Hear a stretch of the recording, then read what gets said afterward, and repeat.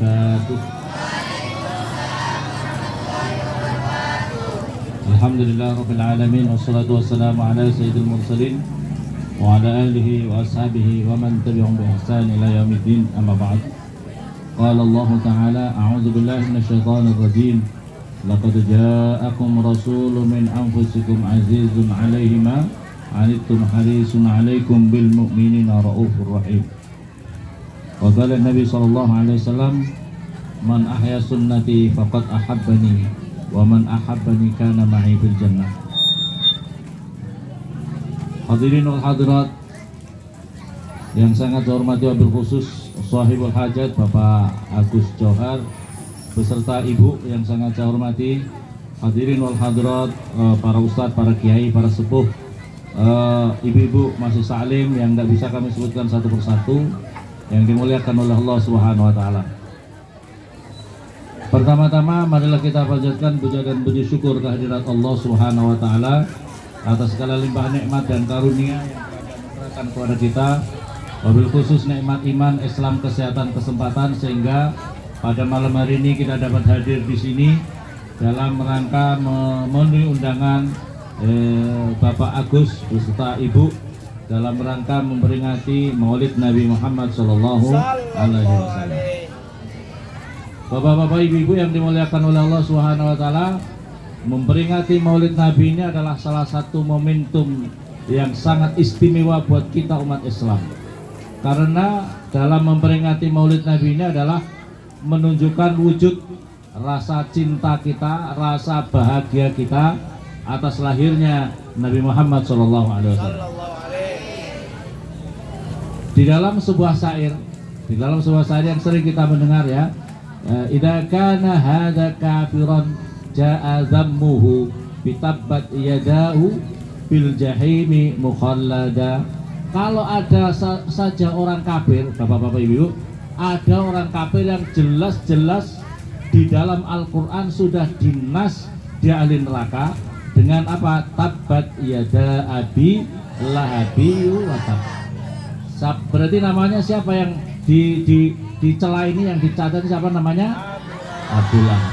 Abu Lahab itu sudah jelas dinas di dalam Al-Quran bahwa dia adalah ahli neraka yang terus-menerus tidak bisa diangkat lagi di dalam neraka. Itu saja mendapatkan keringanan setiap hari Senin di alam barzah maupun di alam neraka nanti. Dia di setiap hari Senin itu tidak disiksa oleh Allah Subhanahu wa taala. Karena apa? Karena dia seumur hidupnya pernah berbahagia satu kali atas lahirnya Nabi Muhammad Sallallahu Alaihi Wasallam. Bagaimana keadaannya kalau ada seseorang yang setiap tahun, setiap hari, bahkan setiap Jumat bahkan, ya, selalu memperingati Maulid Nabi dengan di situ dibacakan Maulid, dibacakan apa itu? Dibacakan pembacaan sejarah Nabi, Maulid Nabi. Terus kemudian dia mati dalam keadaan iman. Bagaimana? Tentu sangat-sangat memungkinkan untuk mendapatkan syafaat dari Rasulullah Sallallahu Alaihi Wasallam. Amin Allahumma. Maka oleh karena itu, masya Allah, bapak-bapak, ibu-ibu, kalau ada orang bertanya, kenapa kamu memperingati Maulid Nabi? Ya, kenapa kamu memperingati Maulid Nabi? Jadi kalau ada orang bertanya seperti itu, seolah-olah kenapa kamu berbahagia atas lahirnya Nabi Muhammad Sallallahu Alaihi Wasallam? Naudzubillah summa naudzu. Kalau bapak-bapak, ibu-ibu punya anak, kalau bapak-bapak punya anak, setiap kita punya keluarga atau kita punya anak, atau mungkin keluarga kita punya anak, punya cucu, logikanya kita bahagia tidak? Bahagia tidak? Itu saja diperingati setiap apa itu ulang tahunnya, ya, diperingati ulang tahunnya karena berbahagia. Padahal belum tentu anak-anak kita, cucu-cucu kita itu bisa mengantarkan orang tuanya masuk surga. Belum tentu, ya, belum tentu. Kalau kita punya anak nakal, bapak-bapak, ibu-ibu, kalau kita punya anak nakal, ahli maksiat, lancar maksiatnya, pacarannya lancar. Ada yang lancar pacarannya? Angkat tangan. Ada yang suka pacaran? Masya Allah. Sekarang pacaran pakai HP. Kalau zaman dahulu surat-surat, sekarang pakai HP. Naudzubillah summa naudzu. Kalau ada lajar, maka orang tuanya dapat 100% dosanya. Di samping dia punya dosa 100%, orang tuanya juga dapat 100%. Maka kalau anak-anak sesungguhnya kalau suka pacaran, suka melakukan maksiat, itu hakikatnya sedang menjerumuskan orang tuanya masuk neraka. Naudzubillah summa naudzu. Masya Allah, Masya Allah. Hati-hati. Saya ingin ini ya, menyampaikan sebuah hadis, walaupun hadisnya dhaif, tapi ini dipegang. Kalau tidak darurat, jangan laki-laki perempuan salaman. Jangan, tidak usah salaman laki-laki perempuan. Apalagi yang ada potensi orang itu syahwat, ada laki-laki perempuan. Jangan. So kalau salaman itu di dalam keterangan hadis Nabi, lebih baik dirinya lebih baik dirinya itu saking besarnya dosa. Kalau ada linggis, tahu linggis ya? Linggis yang dipanaskan, yang sangat panas dari neraka, ditusukkan dari kepala tembus ke bawah, itu lebih ringan dibandingkan dosanya bersalaman. Tapi anak-anak kita salaman-salaman, pacaran-pacaran. Masya Allah. Naudzubillah summa naudzubillah. Hati-hati bapak-bapak, ibu-ibu. Katanya cinta Nabi, ya, katanya cinta. Jangan kamu mengkhianati cintamu kepada nabimu, ya. Naudzubillah summa naudzubillah. Kalau kamu dalam keterangan hadis Nabi kan begini, man ahya sunnati faqad ahabani. Barang siapa menghidupkan sunnahku, maka orang itu mencintaiku, kata Rasulullah. Wa man ahabbani kana ma'i fil jannah. Barang siapa mencintaiku, maka orang itu akan bersama saya masuk surga. Minallahumma. Jadi aneh kalau ada orang yang cinta Nabi tapi suka ninggalin sholat. Aneh apa aneh? Aneh apa aneh? Ada orang aku cinta Nabi, terbangan setiap malam, terbangan saya ini tim rebana, tapi suka pacaran umpamanya. Aneh apa aneh? Jangan jadi orang yang munafik, lain di mulut, lain di hati. Iya apa tidak? Sholawatannya lancar, Masya Allah, tapi pacarannya ninggalin sholatnya Naudzubillah summa naudzubillah. Ini umpamanya yang di sana-sana, di sini mungkin juga sama sih. Bapak-bapak, ibu-ibu yang dimuliakan oleh Allah Subhanahu. Jadi aneh kalau ada orang cinta Nabi, tapi anak-anaknya tidak disuruh ngaji, tidak disuruh pondok pesantren, tidak disuruh ngaji. Aneh. Wong Kanjeng Nabi mengatakan, thalabul ilmi fardhah ala kulli muslimin. Wajib bagi orang muslimah belajar ilmu agama. Sekarang ini di dalam Al-Quran ini, kenapa orang tidak mau belajar agama? Sebab dirinya sudah merasa cukup pinter, sudah cukup ngalim. Itu masalahnya. Jadi perasaan bahwa dirinya sudah ngalim itu menjadi masalah. Problemnya kita itu, anakku wis cukup, wis diwisuda, TPQ. Ngaji itu betapa sangat luasnya. Sampai kalau tahu ulama-ulama besar itu sangat mahabbahnya, sangat menyisihkan waktunya untuk belajar ilmu, itu luar biasa.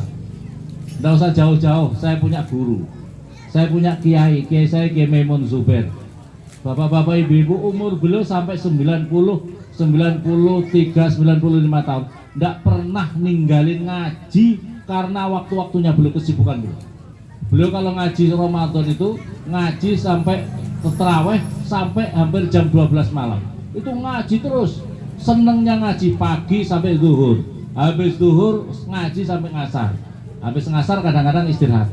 Terus habis sholat tarawih langsung ngaji sampai jam setengah 12. Saking senengnya ngaji. Saking senengnya ngaji. Masya Allah ya Rabbi. Kalau lagi ada Abu Yadim Yati Pandeglang, ngaji itu ngajinya sampai subuh. Jadi selesai ngaji subuh, habis subuh sholat duha ngaji lagi. Masya Allah. Kita kita ndak ngambil pelajaran dari ulama-ulama besar ini. Jadi merasa bahwa dirinya itu penting untuk ngaji.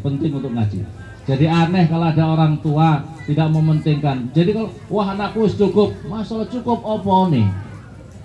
Kalau sudah merasa bahwa anaknya sudah cukup, tidak perlu ngaji dan lain sebagainya, itu naudzubillah summa naudzubillah. Ini anak-anak yang terbangan sudah merasa aku cukup, sudah perlu ngaji. Apa iso ngaji tafsir Jalalain awakmu? Apa iso ngaji Fathul Muin? Apa pernah ngaji balaghah awakmu? Apa pernah ngaji nahwu sharaf yang mahir, alfiyah? Kalau masih belum bisa itu, jangan merasa diri kita itu bisa, gitu loh. Paham apa paham ya?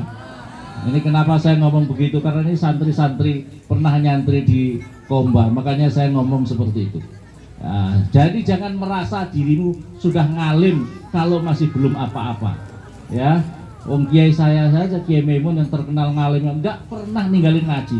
Belum pergi kemana bawa kitab, belajar kitab. Kita ini kadang-kadang sudah disebut ustaz atau sudah ketemu di majelis, sudah namanya sudah taken di ulama, majelis ulama Indonesia. Aku ngalim wis. Wah, aku nggak serepot ketemu orang-orang yang seperti ini, sudah merasa sok ngalim ini. Ayo ngaji, ayo ngaji.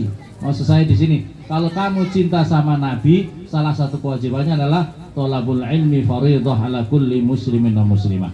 Yang berikutnya hadirin yang dimuliakan oleh Allah Subhanahu wa taala. Kenapa kita perlu mencintai Nabi?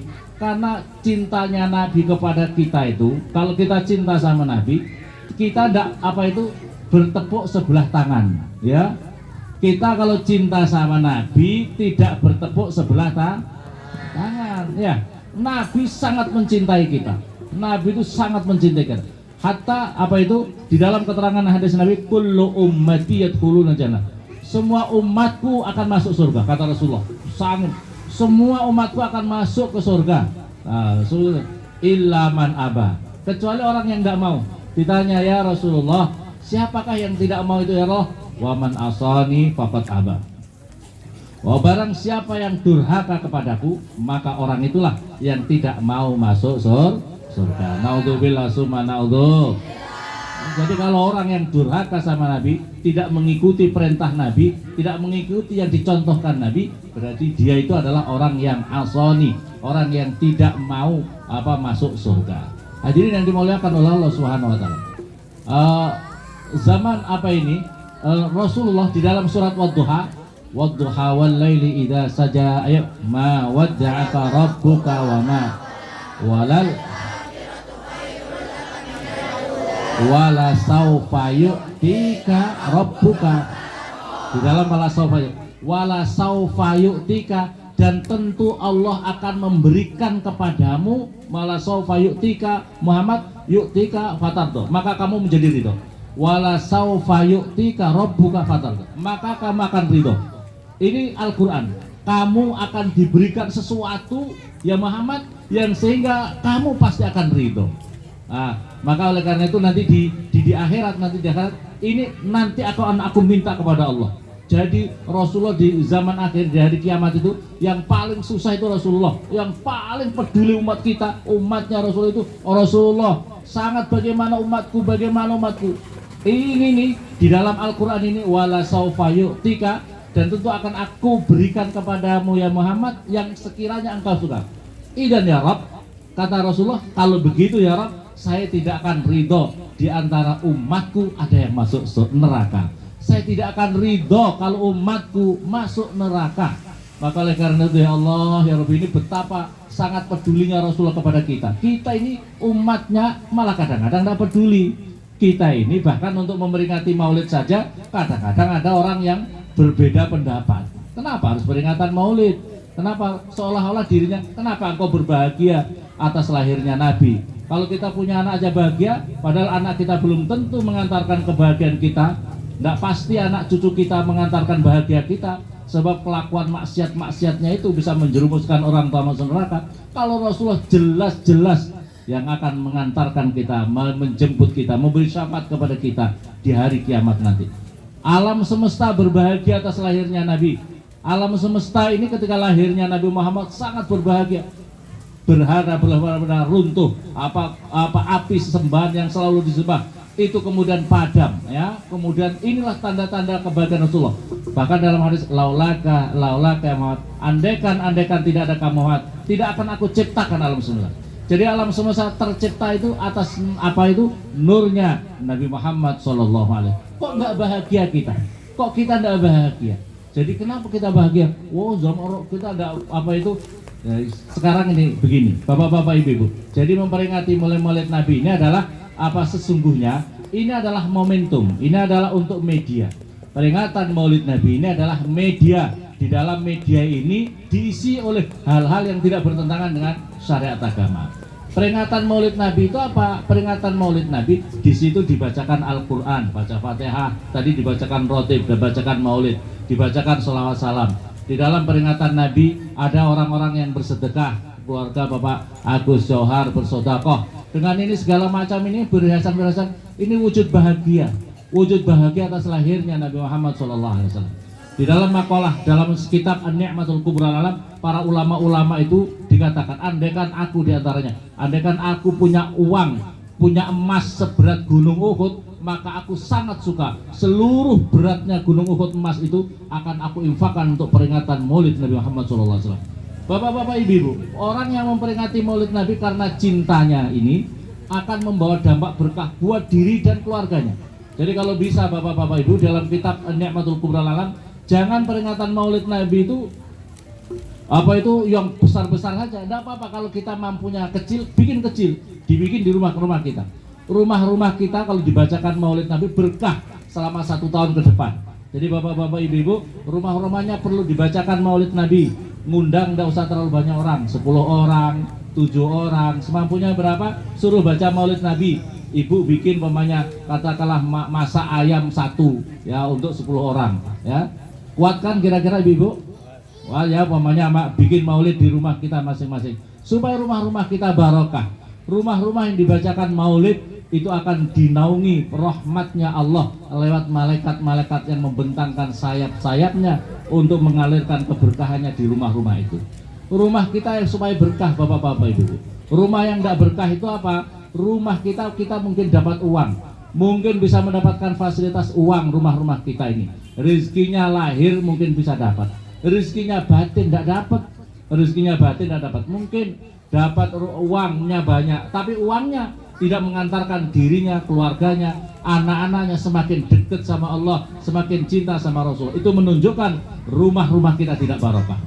Ya, bapak-bapak, ibu-ibu, rumah-rumah yang kita yang tidak berkah seperti itu. Supaya berkah diantaranya bacakan maulid di rumah-rumahnya masing-masing. Hatta ada ulama-ulama di Yaman itu bahkan supaya mendapatkan barokah itu supaya lebih marem, setiap kamar dibacakan maulid, walaupun 3 orang 7 orang, kamarnya 1 dibaca, kamar satunya lagi baca, ruang tamunya dibaca, ruang utama dibaca, semuanya dibacakan, walaupun tidak banyak orang, walaupun tidak usah pakai rebana seperti ini. Nggak usah pakai rebana, baca maulid karena dan kemudian sedekah. Yang penting sodakoh itu bikin makanan, hidangan ala kadarnya yang wujud daripada cinta kita kepada Rasulullah SAW. Bapak-bapak, ibu-ibu, saya ingin membacakan diantaranya di dalam makalah Abu Bakar Siddiq. Makalah Abu Bakar Siddiq, man anfaqa dirhaman ala qiraati maulidin Nabi SAW kana ma'i fil jannah. Kata Abu Bakar Siddiq, barang siapa mau mendermakan uang untuk dibacakan maulid Nabi, maka orang itu akan bersama saya masuk surga. Kata Abu Bakar Siddiq. Wa man azzama, wa qala Umar bin Khattab mengatakan, man azzama maulidan Nabi sallallahu alaihi wasallam, barang siapa memeriahkan peringatan maulid Nabi. Ya, bentuk memeriahkan kadang-kadang seperti ini. Ada hiasan-hiasan, ada uang-uang. Ini bentuk azzama, memeriahkannya. Waqad ahyal Islam, maka sungguh ia telah menghidupkan Islam. Waman anfaqa dirhaman, waqala Utsman bin Affan mengatakan, barang siapa mendermakan untuk peringatan maulid Nabi, kana saban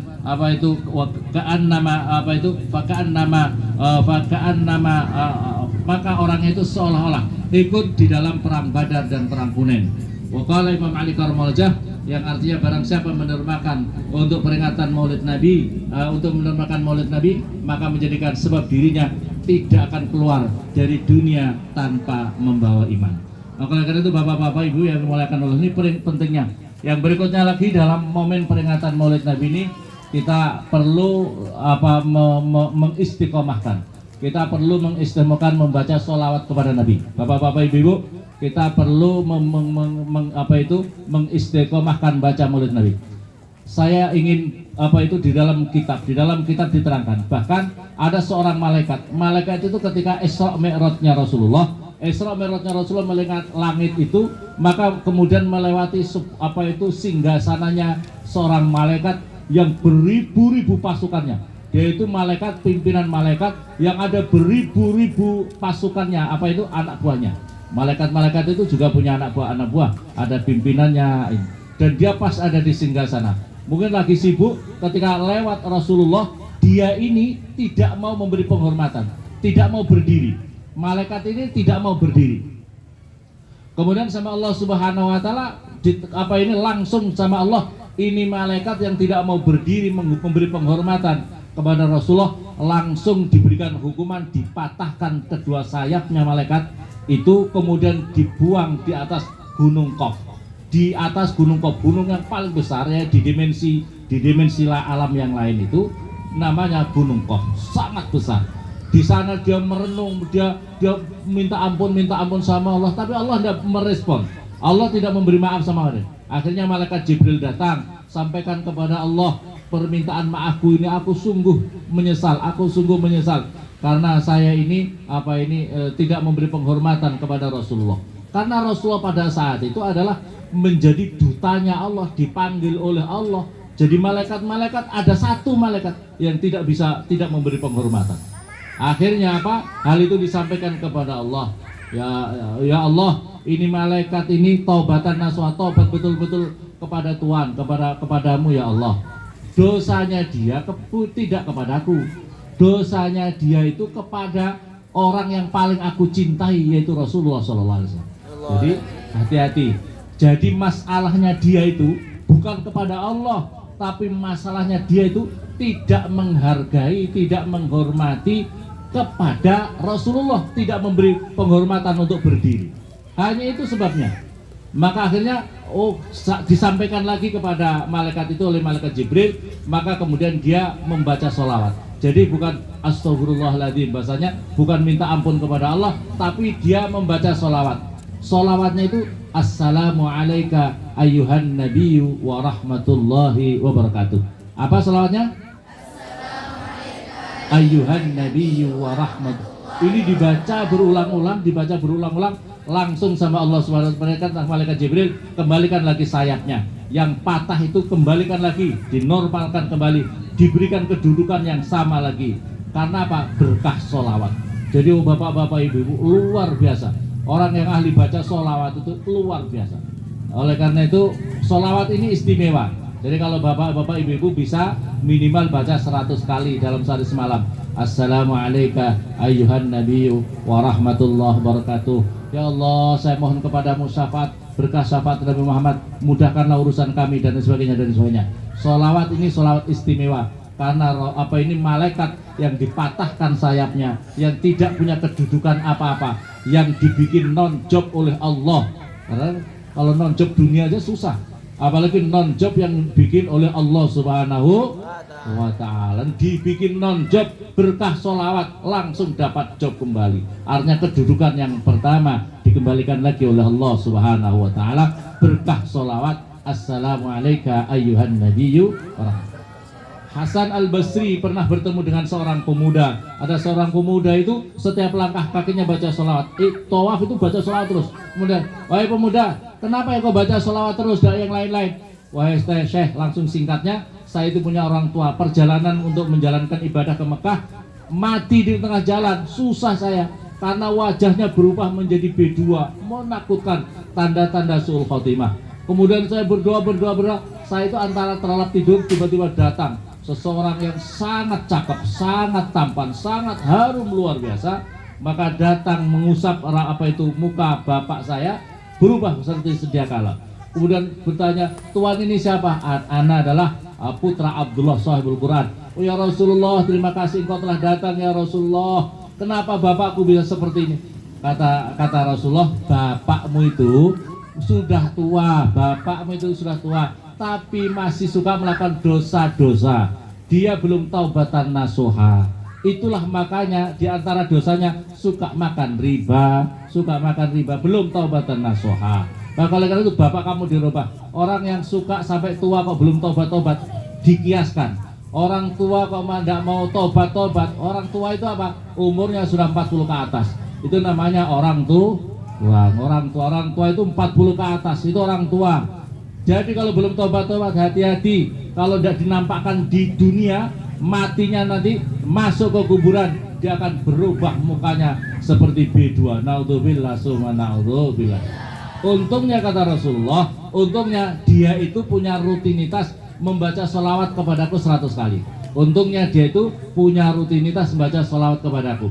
Maka aku bertanggung jawab untuk memberi syafaat orang ini. Dalam hadis Nabi, barang siapa orang rutin membaca sholawat kepada Nabi 100 kali, wajibat syafaati, wajib orang itu dapat syafaat. Kata Rasulullah SAW. Jadi kita bapak-bapak ibu-ibu kalau bisa minimal jangan sampai lupa sholawat minimal 100 kali dalam sehari semalam. Minimal. Karena kalau 100 ini kita wajib dapat syafaat. Mengatakan wajib ini bukan siapa-siapa, Rasulullah. Jadi orang kalau punya rutinitas baca sholawat 100 kali dalam sehari, wajib dapat syafaatnya Rasulullah. Jadi kalau punya yang pendek-pendek tadi, Assalamualaikum ayuhan nabi wa rahmatullah, itu buku salam. Atau pakai sholawat yang masyhur untuk spesifik untuk keselamatan. Allahumma sholli ala Muhammad wa sallim. Allahumma sholli ala Muhammad wa sallim. Ini kalau dibaca bapak-bapak ibu-ibu katakanlah 113, saya punya ijazah dari Masyayikh Ringin Agung, itu adalah 113, maka orang itu akan dihindarkan dari berbagai macam bala musibah. Bapak-bapak ibu-ibu kalau bisa ibu-ibu harus baca Allahumma sholli ala Muhammad wa sallim 113 kali, terus minta ya Allah anugerahkan perlindungan keselamatan kami kepada seluruh keturunan kami ya, minallahumma. Ini kalau bisa dibaca bapak-bapak ibu ya, dibaca. Kalau bisa, kalau kuat 1000. Kalau yang pendek-pendek, Assalamualaikum ya Nabi warahmatullahi wabarakatuh, kalau 100 terus Sallallahu alaihi Muhammad berapa? Nanti kalau bisa 1000. Kalau 1000 dalam hadis Rasulullah, maka pundaknya sama pundakku berjejer bersama-sama masuk surganya Allah Subhanahu wa ta'ala. Inilah peringatan Maulid Nabi. Jadi peringatan Maulid Nabi itu media dakwah mengingatkan kepada kita umatnya Rasulullah bahwa Rasulullah betapa sangat cintanya kepada kita, dan cintanya itu bertanggung jawab untuk kita mendapatkan syafaat nanti di hari kiamat. Amin Allahumma amin. Demikian barangkali yang ingin saya sampaikan, semoga manfaat untuk kita semua, semoga kita bisa mengamalkan baca sholawat. Dan bapak-bapak ibu-ibu, ini gerimis yang di luar, Masya Allah barokah. Nah, barokah kalau masih gerimis-gerimis ya. Semoga kita semua ini peringatan Maulid Nabi dapat berkahnya, bapak-bapak ibu-ibu menjadi keluarga kita. Kita berdoa dulu, kita berdoa dan berdoa untuk kita semua. Alhamdulillah, hamdan syakirin, hamdan na'imin, hamdan rabbana lakal hamdu man babli jalali ta'ala wa sultanik. Allahumma shalli wa sallim wa barik ala sayyidina Muhammadil Fatih limal qal khatim nasaka nasrul haq wal haq la yadullu siratal mustaqim wa alihi washabihi haqqa qadrin wa adlihi. Nasallallahu ya Allah, kemohon dengan keagungan nur wajahmu ya Allah, kemohon dengan keagungan nur arsmu ya Allah, kemohon dengan keagungan nur asma-asmamu ya Allah, kemohon dengan keagungan nur Al-Qur'an ya Allah, kemohon dengan keagungan nur nabimu Nabi Muhammad sallallahu alaihi wasallam ya Allah, kemohon dengan keagungan nur Al-Qur'an ya Allah, kemohon dengan keberkahan memperingati Maulid Nabi Muhammad sallallahu alaihi wasallam di alam semesta ini ya Allah. Untuk dihajatina, mudahkan seluruh hajat-hajat kami yang hadir di tempat ini, hajatnya Bapak dan Ibu Agus Johar ya Allah, dari hajat dunia, hajat akhiratnya Allah. Mudahkanlah ya Allah, anugerahkan kesehatan kepada kami, zahiran batin, panjang umur kepada kami ya Allah, panjang umur yang membawa keberkahan hidup kami ya Allah, keberkahan hidup kami di dunia wal akhirah ya Allah. Allah mahfatna ahlana zuriyatana, lindungilah kami semuanya, keluarga kami, anak turun kami ya Allah, usaha-usaha kami ya Allah dari seluruh afat wal baliyat wal makari wal aswa wal muhlikat, an-nazilah minas sama wal al-kharijah minal ard wan nazilah minas sama wa min fitnal kufar wa dhulam wal Allah. Allahumma sallimna wa sallimil muslimin, selamatkanlah kami, selamatkanlah saudara-saudara kami yang ada di Palestina ya Allah, selamatkanlah saudara-saudara kami yang ada di Palestina ya Allah, dari fitnahnya orang Yahudi, orang kafir abadal abidin ya Allah. Allahumma sallimna, Allah selamatkanlah kami semuanya, selamatkanlah saudara-saudara kami yang ada di Palestina ya Allah, dari seluruh fitnahnya orang kafir, orang Yahudi, orang kafir ya Allah, abadal abidin ya Allah. Allahumma sallimna wa ihum jamil afat wal baliyat wal makari wal aswa wal aswa wal muhlikat an-nazilah minas sama wal kharijah minal ard wa min fitnal kufar wa zulam wal fusaq abadal abadin ya Allah waj'alna ya Allah ahlana zurriyatana ya Allah min ahli al-ilm khair wa la taj'alna wa ihmin ahli suraq lana sahha wa lafiyah wa salam wal barakah fid din wa dunya al-akhirah rabbana atina fid dunya hasanah wa fil akhirati hasanah qina adzaban nar wa sallallahu ala sayyidina Muhammadin wa ala alihi wasallam subhana rabbika rabbil izzati amma yasifun wa salamun ala al-mursalin alhamdulillahi rabbil alamin qabul sirah surah al-fatihah.